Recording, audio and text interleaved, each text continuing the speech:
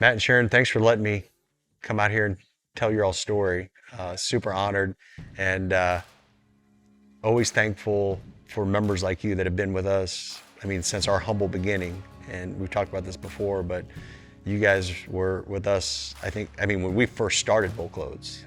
So, man, just very thankful that you guys have been with us through the ups and downs of the market. Yeah, we've been through plenty of cycles. So it looks like we're going in the right direction finally with the market, you know. I think freight's tightening up, you know. Well, so my story with the trucking is, so I worked for John Deere, and then one day John Deere said it wasn't gonna work out, so they let me go. We was already looking. We just built Dad's shop. So I went home, started wrenching on equipment in the shop, just started going. And that was during that 08 time period when the economy was down. So I bought a truck to fix up and flip it. So we bought it, and well, we got too much money in it. So my uncle was out of a job. He was on the construction, so they put him in the truck to make some money, and I rented a belt trailer off a neighbor, and we started hauling commodities in. So we bought this truck off of an insurance auction, and it drove through a woods when we bought it. So the whole front end was ripped off, the steering axles, the rear axles the axle housings was bent. It was a glider, so it has a 550 horse cat in it, 13 speed. So it had the good bones. Had an air ride front axle. For people that don't know what a glider is, what's a glider? So it's a truck that comes from the factory without a motor or rear ends. So they'll put a pre-emission motor in it. So this is a Cat 6 and Z. We tore this truck down to just 2 frame rails and then painted it, and then we put it all back together. You did all that here? Yeah. We didn't paint it ourselves, but we did everything else ourselves. And then we got to do it again. Been 2 falls ago. A car missed its driveway, backed up, and then turned right in front of our truck. And so we had to rebuild the front end again. So. Oh my gosh. Well, we've got 2 Peterbilts, 1 International, which we're trying to sell the International because it's just heavy for us. Our new trucks we're buying with the PACCARs. I know some people don't care for them, but they're working for us. And with the automatic transmissions, we're gaining a mile to gallon on the fuel. So, with the automatics and the PACCARs. So that's. Why do people not like the PACCARs? They just got a bad rap. They've had some cam issues, and the compressors going out. And, but we've had problems with every make and model. So I tell the guys that they're all going to need fixed. So we might as well just get one that puts some money in our pocket. Well, we've been buying some new Kenworths and we've been getting along great with the PACCARs. So they've been performing good for us. This here? This is our planter. We just, my nieces and nephews came over this weekend. They put new no-till quarter blades on it for me, and we got it all ready. So they greased it this weekend. Is the farming, are you running that solely, or is that with your dad, or? Me and Dad. Okay, that's you and your dad, okay. Yeah, me and my dad and my wife. Typically, you don't have your just typical all one color tractors out here. No. You got kind of a different makes and models. Yeah, so I'm a guy for cheap. So we bought that tractor. You call it efficient, not cheap. Bought that tractor during the last farm crisis, and it had like 900 hours on it. We gave $80,000 for it because it had a plastic tank was broken on it, which that's all it needed to replace. So it didn't look good on the pictures. So we bought that we got 4,000 hours on it now. So, but definitely got your money's worth. Yeah, my wife calls that her tractor because that's the one she works ground with a lot, but it's been on a manure spreader this spring. So explain to us this machine. This is our manure spreader. It's a Tebby. This one's a 2-axle one. We got a 3-axle and a 2-axle. I just got this one brand new last fall. We can spread anything we put in it. Lime, gypsum, chicken litter, cattle manure, anything. And it will give the best spread pattern out there. We can, like this spreader here with this tractor combo, our goals, I have goals, when we're spreading. So this tractor normally hits 125 ton an hour of spreading capabilities. Our 3-axle one with the Fent, which is a little bigger tractor, we can get 150 ton an hour out of it. We combine them 2 together. It runs we can get a lot of manure spread in a hurry. Yeah, because what is the capacity of this? This will hold, depends on how dry the manure is, but 20 to 30 ton we can put in the box. We like to, if the fields aren't wet, we spread at 15.5 mile an hour. So it has to be unloaded from the floor belt in the field and then scooped up again into here? Yes. I guess there's not a way to get it from the trailer right into there. Nope, well, we stockpile it. Like right now, we're spreading all of our stuff we put in the fields when it was frozen in January, because we're not allowed spreading on frozen ground. So these are the two main machines here? Yeah. That are spreading? Yep, and then we got V boxes that we spread our lime with. So, because they do a little bit better job. Is the V box? Be something like that one. So, which that we used to spread with just V boxes, but when we started with the V box, one person would be driving, the other person would be shoveling the manure out because it would bridge up. We shoveled lots of hours in there when we started, but we couldn't afford stuff like this. Well, that's what I was saying. Like this, just the spreader's 180 without the tractor. So with the tractor and everything, I mean, just on average, you're $750,000. Yeah. If you bought a new tractor. We just got that Fendt 2 years ago, and my back, I've been spreading for a lot of years, and my back just couldn't handle it no more. And we got that Fendt, and it's just so nice right in there that I don't go home You don't and see those that often. No, they're coming around here now. But where are they made? Germany. It's But it rides better than. Oh, I hate to say this, but then our U.S. Oh yeah, it's not even close. Showing scale here. Yeah, we. That's nice. You know, that's never one of them. Don't tell me auction. What? I found two scales, put them together. So we got a 70-foot scales from two completely. Her uncle bought a place and had 40-foot of it, and then I found another place that had the rest of the 70-foot scales. And we put them together, and that's how we did it. Wow, that's cool. Van trailers you're talking about, right? Yep. The first one there is full of a grain bin we bought on auction. You notice a theme. That was like perfect timing, by the way. I told you I like to do that. So. Does your dad do that too? No, Does you- he's very impressed with my abilities of doing that. Is it more about finding the deal? Yes. The thrill of the. Thrill of the hunt. This is one of our belt trailers here, and this is one that we bought this one out of Salt Lake City. It was totaled. You can see on the side. We bought it, and then they had semis in the trailer when they picked it up from the wreck. So we bought it, and you can see the semi must have came around and damaged the side of it. So we beat it out the best we could. But we've used it for years now, and we haven't had no trouble. But you know, we bought this. I got 20 grand in this trailer, and it was 2 years old when I bought it, so it was $100,000 trailer at that time. Yeah. So we do everything from chopping silage for the dairies to hauling feed with these. So what's your net? Because out here, I know you're 80,000 gross, so I know these trailers aren't light. So 20 ton, 21 ton? 23 ton. Oh, 23, okay. We like to haul anything that makes money, so we've hauled bridge beams to downtown Chicago, them long 100-footers we're hauling scrap steel today for a company. Really? We don't care as long as it's a good freight. We got good customers now, so. On a lot of that stuff, is it getting fielded through your dispatcher? Yeah. Well, I normally get all the loads, and then I'll give him the information. I still buy and sell the commodities, and then I just tell the dispatcher where they're going. Okay. So. Nice.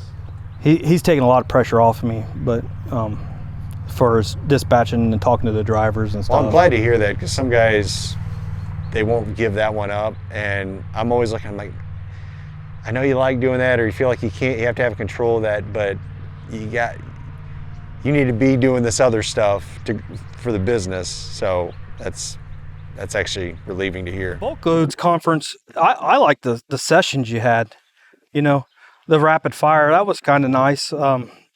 But just the knowledge you get and the people you meet there, and I was writing down notes, and she was watching online. He was calling me, hey, this session's really good. Log on. Here's a link. So I could log on. And... We had one of our best friends, a driver, on Thanksgiving Day, he died in one of our trucks on Thanksgiving Day, and on the side of the road. And I talked to him the night before, and great, no problems. And he was in his 50s, and he had some problems, and we just didn't know it was as bad as it was. And I checked my phone Thanksgiving morning. He was one of them drivers that just sleeps whenever he wants. I checked my phone. I'm like, oh, he's sleeping on the side of the road. So we was busy working around here, and I didn't think about it till 6:30 at night. I checked to see if he's home yet. On my gut tracker, he's like, he's still sleeping in the same spot.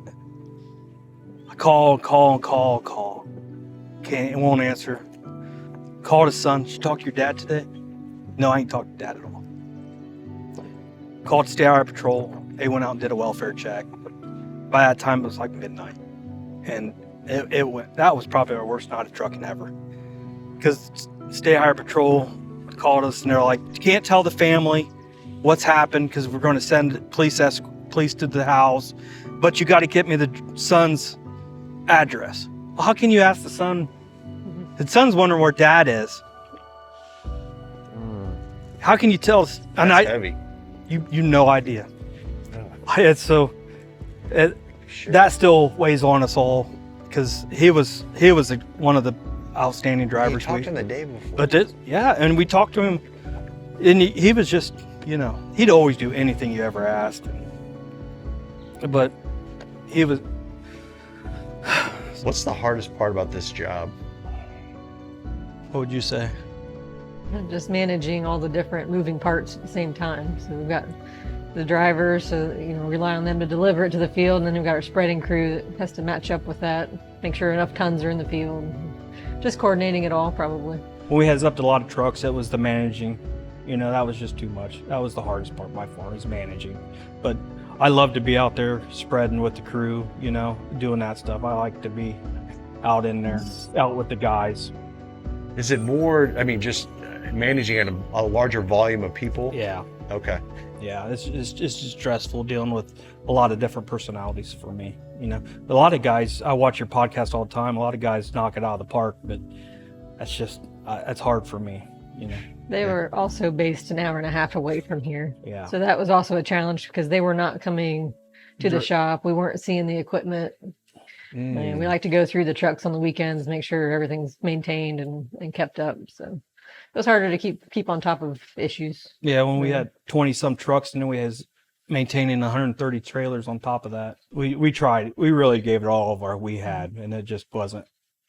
Our marriage was, it was that point where she's like, should we go to a marriage counselor? I'm like, well, maybe we should just give this up. Oh, wow. So it was to that point where I wasn't worth that. Yeah. When she said that one day, I'm like, well, we'll change something, because we're pretty thick. We do a lot together. We're always together.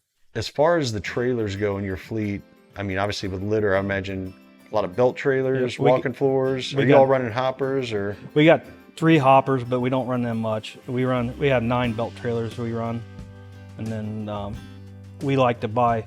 We got some new belt trailers, and we buy several that's been totaled off the auction, and we'll come back and bend them back straight and use them.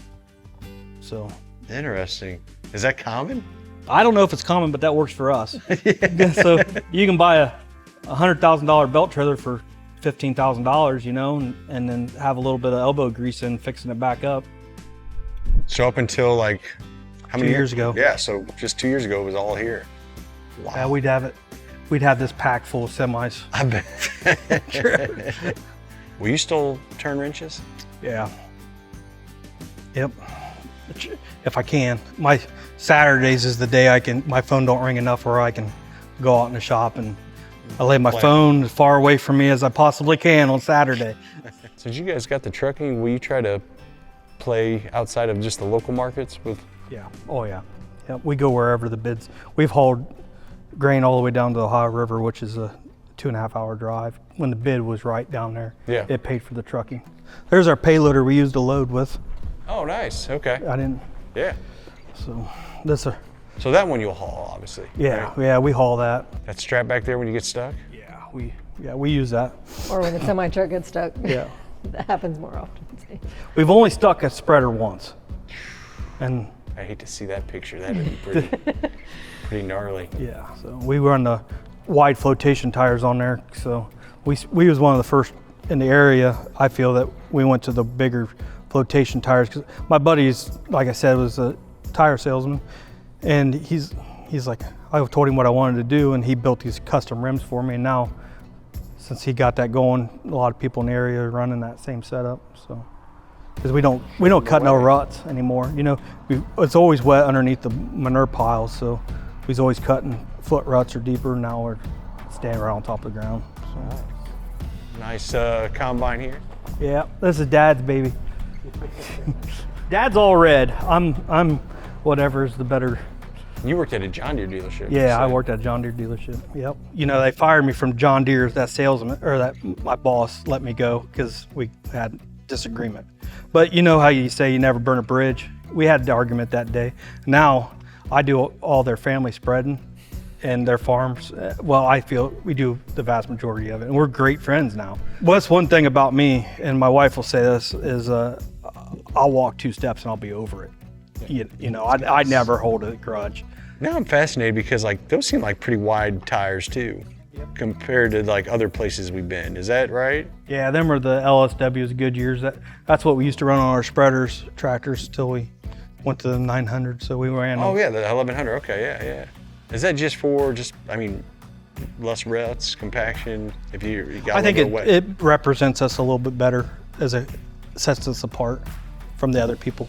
The other spreader operators, you know, if we come in there with nice wide flotation tires and nice, if we have a spreader that does a better job, but everybody has the same equipment now anymore. You know, they've all fine-tuned it too.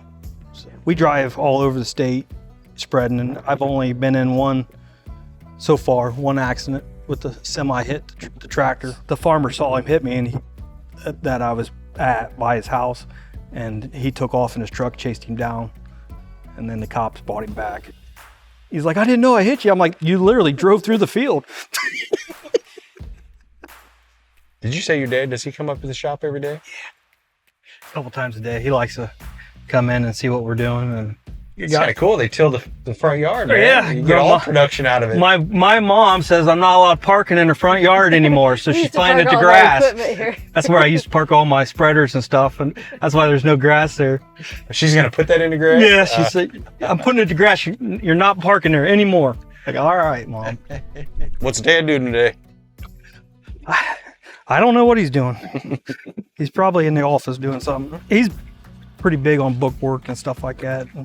He likes to do that stuff. How's it going? I'm Jared Flynn. Good to meet you. Oh, good. Yeah. Awesome operation you got here. Should be proud. You'd like to have your shop back, huh? He built a new shop and he didn't get to enjoy it much. No. Somebody's truck's in. And Sharon, thank you so much for allowing us to come out here and share your founder story with starting this, and especially just being raw and real about it. I think we visit so many companies, enjoy them all, but like when I get to see operations like this, like from humble beginnings to now, it's just, it's heartwarming and touching. And I know our listeners, our viewers will be very much enriched by what you all have said. So man, thank you so much for being a member too, and being a good service for BulkLoads. So thank you very much. God bless you. Thank you.